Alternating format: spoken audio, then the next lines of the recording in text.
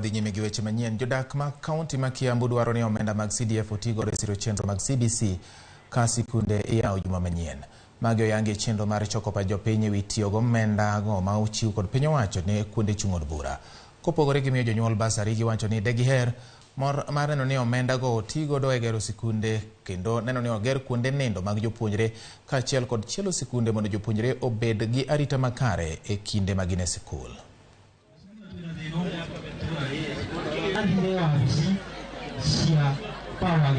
Umetuambia ya kwamba security tumejaribu.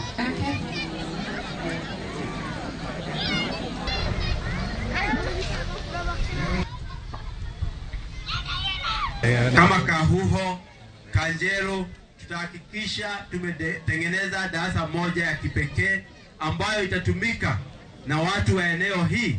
Wanafunzi wa eneo hii watapewa sehemu katika hiyo shule. Community will have a chance to take their children to those local schools because that one will cut cost of transport and maybe fear of the children going to very far places. Ile shule iko national na extra county zile ziko surrounding zote locals lazima wapatiwe darasa moja in every secondary, ili watoto wetu wasije wakaumia juu hata wakipita hawana popote wanaenda.